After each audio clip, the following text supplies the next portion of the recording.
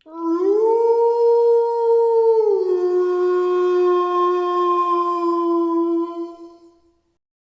Friends, ఇంకొక కొత్త horror స్టోరీతో మీ ముందుకు వచ్చేసాను. ఈ స్టోరీ చాలా ఇంట్రెస్టింగ్ గా ఉంటుంది. సో వీడియో మొత్తం చూసి మీకు నచ్చితే వీడియోని లైక్ చేసి మా ఛానల్ని సబ్స్క్రైబ్ చేసుకొని పక్కనున్న బెల్ సింబల్ యాక్టివేట్ చేసుకోండి. ఇక లేట్ చేయకుండా స్టోరీలోకి వెళ్ళిపోదాం. మన ఊర్లో మనం పుట్టి పెరిగి మనకు ఊహ తెలిసినప్పటి నుండి మన చుట్టూ కొన్ని మాటలు వినిపిస్తూ ఉంటాయి. అక్కడికి ఎవరు వెళ్ళొద్దు, అక్కడ ఏదో ఉంది, దాన్ని కొంతమంది చూశారు అని మన ఊర్లో జనాలు మాట్లాడుకుంటూ ఉంటారు. ఆ మాటలు మనం చాలాసార్లు వింటూ ఉంటాం. ఒకవేళ ఆ మాటలే నిజాలైతే, ఆ నిజాన్ని మనం కూడా చూస్తే. నా చిన్నప్పటి ఊరు అది. నేను అక్కడే 10th క్లాస్ వరకు చదువుకున్నాను. నా పేరు రవికాంత్. అందరూ రవి అని పిలుస్తారు. చాలా ఏళ్ల నుండి మా ఊర్లో ఒక మాట వినిపిస్తూ ఉండేది. నాకు బాగా ఊహ తెలిసినప్పుడు అది 3rd క్లాస్ అనుకుంటాను. నేను ఫస్ట్ టైం మా వీధిలో మా పక్కింటి వాళ్ళు మాట్లాడుకుంటూ ఉంటే విన్నా ఆ మాట. వెంటనే ఇంట్లోకి వెళ్ళి మా అమ్మని అడిగాను, అమ్మా, మన వీధి చివర దయ్యం ఉందా అని. అది చాలా చిన్న వయసు కాబట్టి భయం కన్నా ఎక్కువ ఎక్సైట్మెంట్తో అడిగాను. ఆ రోజు మా అమ్మ నా మాటలు అసలేం పట్టించుకోలేదు. మా ఊర్లో అందరూ భయపడేది మా వీధికే. ఎవరూ అటువైపు నుండి రాత్రి ఒంటరిగా రారు. అసలెందుకు అందరూ అంత భయపడుతూ ఉంటారో అర్థమయ్యేది కాదు. నేను పొద్దున్నే స్కూల్కి వెళ్ళేప్పుడు చూసేవాడిని. అక్కడ విరిగిపోయిన తలుపులతో చాలా సంవత్సరాల నుండి వదిలేసిన ఒక చిన్న రూమ్ ఉంటుంది. ఒక్క గది మాత్రమే ఉంటుంది. లోపలంతా దుమ్ము చిరిగిపోయిన బట్టల్లాగా కింద పడి కనిపిస్తూ ఉంటాయి. అసలు ఆ రూమ్ దగ్గరికి నేను ఎప్పుడూ వెళ్ళేవాడిని కాదు. కానీ ఆ రూమ్ పక్కనే ఒక పెద్ద మర్రి చెట్టు ఉంటుంది. చాలా పెద్దది. దాని ఊడలు ఆ రూమ్ మీదకి పడేంత పెద్ద చెట్టు. ఆ చెట్టు కింద 2 చిన్న కుక్క పిల్లలుండేవి. వాటితో రోజు ఆడుకోవడానికి వెళ్ళేవాడిని. ప్రతిరోజు స్కూల్ అయిపోయిన తర్వాత నాకు ఇంకేం పని ఉండేది కాదు. ఇదే నా పని. ఒకరోజు సాయంత్రం 6 అలా అవుతోంది. స్కూల్ నుండి వచ్చేసి కాసేపు ఫ్రెష్ అయిన తర్వాత గేట్ తీసుకొని పరిగెత్తుకుంటూ ఆ చెట్టు దగ్గరికి వెళ్ళి చూస్తే కుక్క పిల్లలు కనపడలేదు. ఎక్కడికి వెళ్ళిపోయాయని అటు ఇటు చూస్తుంటే ఆ రూమ్ వెనకాల కనపడ్డాయి. అసలు ఏం ఆలోచించకుండా వెళ్ళి వాటి మధ్యలో కూర్చొని ఆడుకుంటున్నాను. అంతా బానే ఉంది. ఇంతలో నాకు ఆ రూమ్ వెనకాల గోడ మీద నుండి ఒక శబ్దం వినిపించింది. నేను మామూలుగా ఏమైంది అని అటువైపు చూశాను. ఆ రూమ్ వెనకాల నా ఎదురుగా ఉన్న గోడ పక్క నుండి చూస్తున్న 2 కళ్ళు కనపడ్డాయి. ఒక మనిషి నీడ ఆ గోడ పక్కన పడుతోంది. నేను ఆ కళ్ళ వైపే చూస్తూ ఉన్నాను. ఆ ఆకారం తాలూకా నీడ నా వైపు కొద్దిగా కదిలి ఆ గోడ పక్క నుండి ఒక ముసలావిడ గోడ మీద చేతులతో కొడుతూ మెల్లిగా అరవడం స్టార్ట్ చేసింది. అంతే. వెంటనే లేచి కింద మీద పడుతూ ఇంటికి పరిగెత్తడం స్టార్ట్ చేశాను. ఇంటి గేట్ తీసుకొని లోపలికెళ్ళి అటు ఇటు చూస్తున్నాను. మా తాతగారు అప్పుడే మేడ మీద నుండి దిగుతూ కనపడ్డారు. వెంటనే వెళ్ళి, తాత, మన వీధి చివర రూమ్లో ఎవరో ఉన్నారు, నేనది చూశాను అని చెప్పాను. అసలు అక్కడికి ఎవరు వెళ్ళమన్నారు అని నన్నే తిట్టి ఇంకొకసారి అక్కడికి వెళ్ళొద్దని చెప్పారు. అది ఎలాంటి భయమో నేను చెప్పలేను.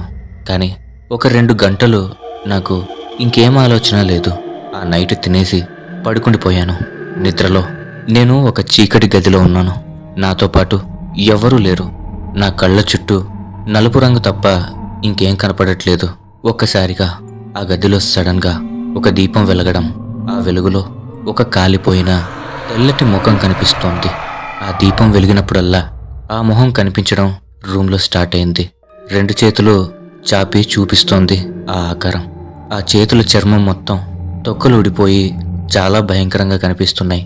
నేను గట్టిగా నిద్రలో అరుస్తున్నాను. ఆ మొహం నేను ఎటువైపు చూస్తే అటువైపు కనిపిస్తోంది.